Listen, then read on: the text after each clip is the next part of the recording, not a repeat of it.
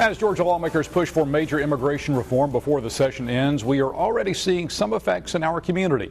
Not in economic or political terms, but in a small family broken apart by the fear of deportation. Good evening, everyone. I'm Casey Jones. This is a story you will only see on WJCL. Our Nick Paradise joins us now. And Nick, you met with members of this family as they prepared to leave Georgia. Yes, Casey, that is right. 2 illegal immigrants who met here in America, got married, even had 2 kids. They have worked in the fields, in construction, and cleaning houses. Early on Sunday morning, they left Statesboro to start an 1,800-mile trip to Mexico without their son.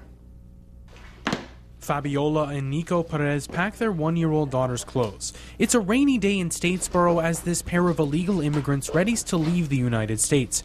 Before the governor even signs Georgia's immigration bills into law, they make an impact. It makes it even harder for us here.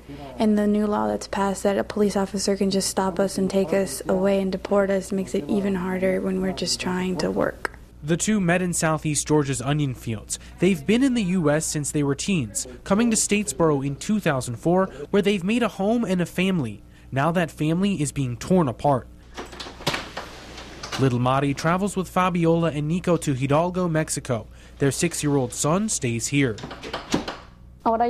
He doesn't want to leave, and that he knows that the schools here are better and he wants to stay in school. We're not using their son's name or picture to protect him from any extra attention. He and Mari are American-born citizens with the chance for an American education, leaving a heartbreaking choice for this family. I know I'm doing it for the right reasons, and I will have to be strong for him so he can get his education. I have my education, but in Mexico there is no opportunity, and the opportunity is here. By no means is the Perez family an isolated case. They say there are many in Statesboro alone grappling with similar choices. Fabiola says separation now beats the alternative. As a mother, it's extremely difficult to think about that. It would force us all to leave, and we may not be from this country, but we came here to work hard. And the Perez family reached the border at Brownsville, Texas around 9:20 Savannah time, and they crossed into Mexico this afternoon, was the latest I had heard. From there, they had another 520 so miles back to Hidalgo, their hometown. Now, obviously, big changes for the family with them back in Mexico. Will there come a point in time where they can come back and visit? Well, I mean, that depends on what happens with the laws, but they say they definitely plan to and want to come back to visit their son and also their daughter, who is American-born.